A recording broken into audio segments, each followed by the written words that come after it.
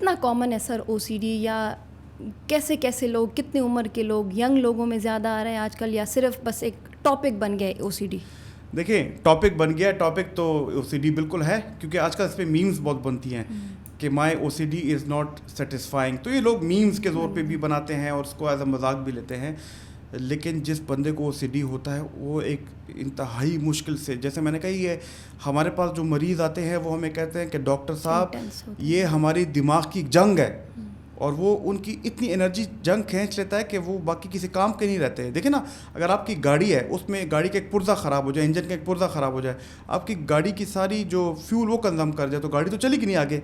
تو اسی طرح ان کی دماغ کی ساری انرجی ان سوچوں میں اتنی زیادہ لگ جاتی ہے کہ پھر وہ آگے کسی کام کے نہیں رہتے. لیکن اگر آج جو آپ نے بات کی کہ کتنے لوگ سفر ہوتے ہیں، تو ابھی تک 250 ملین لوگ جو ہیں دنیا میں آبسیسو کمپلسیو ڈس آرڈر کا شکار ہیں، یعنی کہ اتنی بڑی تعداد ہے. اگر اس طرح دیکھا جائے تو سالانہ 1 سے 1.5% آبادی 1 to 1.5% لوگ جو ہیں وہم کی بیماری، آبسیسو کمپلسیو او سی ڈی کی بیماری کا شکار ہیں. اس میں یہ دیکھا گیا کہ کچھ لوگوں میں 15 سال 16 سال کی بعد یہ بیماری زیادہ ہوتی ہے، لیکن ایسے لوگ بھی ہیں جن کو 20 سال 24 سال کی عمر میں یہ بیماری ظاہر ہوتی ہے. ہم نے یہ بھی دیکھا ہے کہ یہ اسٹیٹس کے مطابق جو کہ ہمیں جو ریسرچ بتاتی ہے کہ زیادہ تر فیمیلز میں، عورتوں میں اگر وہ 22 سال سے کم ہیں، اگر وہ 22 سال سے کم لوگ، یعنی کہ 16 سال اور 22 سال کی عمر میں جو لوگ آتے ہیں، تو خواتین میں، لڑکیوں میں، ہماری بہن بیٹیوں میں یہ تعداد 3 گنا زیادہ دکھائی گئی ہے. لیکن اگر 22 سال یہ اس سے زیادہ کی تعداد دیکھی جائے تو مردوں اور پھر خواتین میں تقریباً برابر ہے.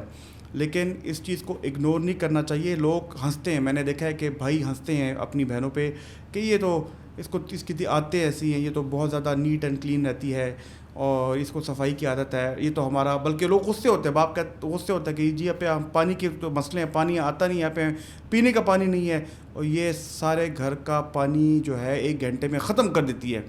اور اس کے علاوہ اور بھی بڑی قسم کی او سی ڈیز ہیں جو کہ تنگ کرتی ہیں. پرفیکشنزم کے ساتھ اس کو کمپیئر کر لیتے ہیں، لوگ پرفیکشنزم کے ساتھ اس کو کرتے ہیں. اور لوگ ہمارے پاس اسٹوڈنٹس آتے ہیں، وہ کہتے ہیں جی وہ جو مشہور بالی ووڈ ایکٹر ہیں عامر خان، وہ بھی تو پرفیکشنسٹ ہیں، اور ایک ہالی ووڈ کے ایکٹر ہیں لیونارڈو ڈی کیپریو، ان کی تو بڑی مشہور ایک فلم بھی آئی تھی اس پہ، وہ بھی پرفیکشنسٹ ہیں، تو ان کو بھی او سی ڈی اس کے ساتھ ریلیٹ کرتے ہیں. دیکھیں ان کا پرفیکشنزم ہونا کچھ اور ہے. جو پرفیکشنسٹ ہوتے ہیں وہ اپنا کام، ان کی پروڈکٹیوٹی، ان کی کریٹیوٹی، ان کا کام جاری رہ رہا ہوتا ہے، وہ کہیں نہ کہیں اپنا کام جاری رکھتے ہیں. لیکن او سی ڈی والے بندے کی بیماری اسٹک ہو جاتی ہے. اس کا دن میں گھنٹہ اس کی او سی ڈی کی وجہ سے اگر وہ ہو رہی ہے خراب، تو اٹ مینس کہ آپ کو اپنا ضروری ہے کہ علاج کرانا چاہیے. پہلے آئیڈینٹیفائی تو کریں اپنے پرابلم کو کہ پرابلم ہے کیا، اس کا آئیڈینٹیفائی کریں، اس کو پہچانیں.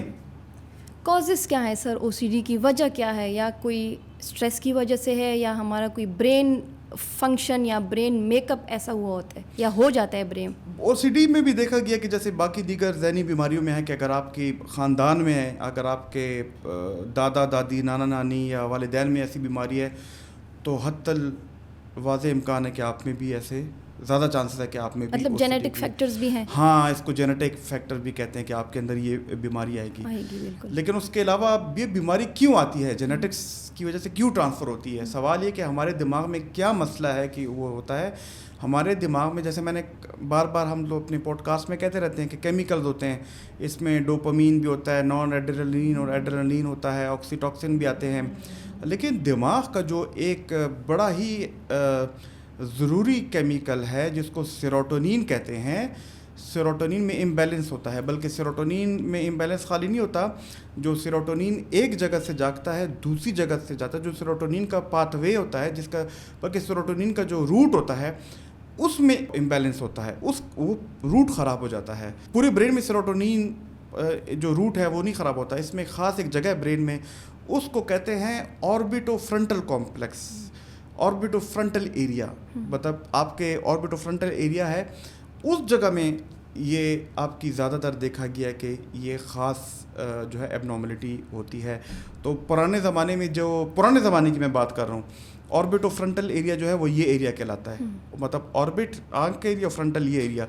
पुराने ज़माने में जो मैं आपको बात करूं कि वो बादशाहों वाले ज़माने में जब साइंस ने तरक्की नहीं की थी तो ओसीडी के इलाज में ऐसा ऑपरेशन करते थे कि जिसमें आपकी आंख के पीछे एक सुराख करते थे और ये ऑर्बिटोफ्रंटल ये जगह निकाल देते थे, तो उससे ओसीडी तो ठीक हो जाती थी, लेकिन देखिए कितना पेनफुल प्रोसीजर है और उसके साथ उसकी याददाश्त मुतासर होती थी।